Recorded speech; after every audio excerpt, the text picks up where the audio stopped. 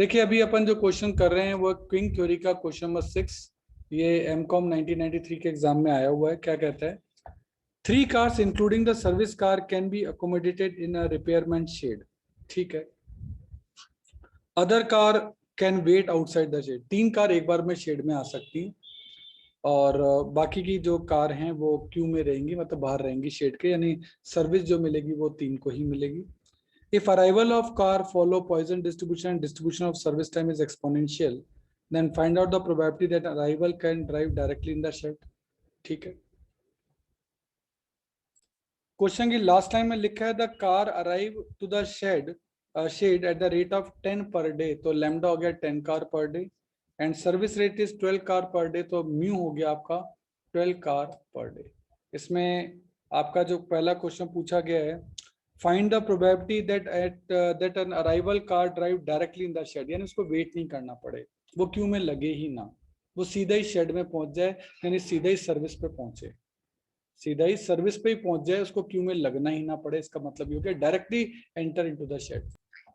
देखिए इसमें आपका जो फॉर्मूला है वो आपका लगेगा 9th नंबर का, कि probability that the queue size is greater than और इक्वल टू के, यानी क्यू साइज आपका जो है वो अगर 3 का रहे, अगर 3 का रहे, यानी 3 जने ही आपके जो सिस्टम में आए हैं और वो सर्विस गेट कर रहे हैं, और इससे क्या होगा, क्यू में कोई जना है ही नहीं और सीधे ही आप सर्विस स्टेशन के अंदर ही पहुंच रहे हैं, तो उसकी पावर आपको 3 देनी पड़ेगी, 3 जने ही सिस्टम में होने चाहिए, तो फिर इसकी प्रोबेबिलिटी जो आपकी रहेगी वो 0.58 है।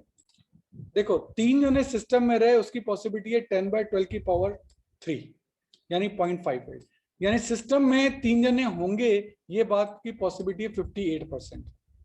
टोटल पॉसिबिलिटी है 100%, उसमें से 58% पॉसिबिलिटी है कि सिस्टम में कोई ना कोई जना होगा जो कि सर्विस गेट कर रहा होगा, तो इसका मतलब 42% पॉसिबिलिटी ऐसी होगी जो सिस्टम में जना नहीं होगा, आप डायरेक्टली शेड के अंदर एंटर कर सकते हैं।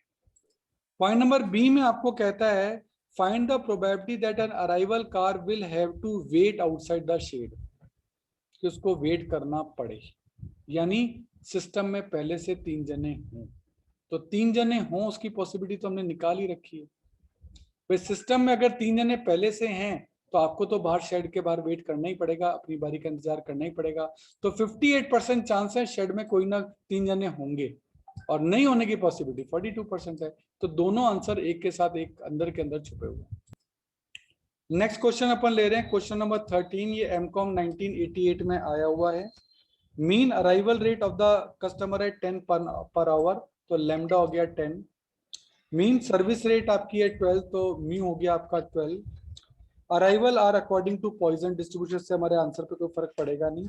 Find using the given information the expected waiting time of a customer, यानी expected waiting time in the queue, wait तो क्यू में ही होगा, सिस्टम में तो होगा नहीं, क्योंकि सिस्टम में तो फिर सर्विस भी मिल रही है, तो expected waiting time in the queue, formula है lambda upon mu, bracket mu minus lambda, values put कर दो, ये आपका आएगा 10/24।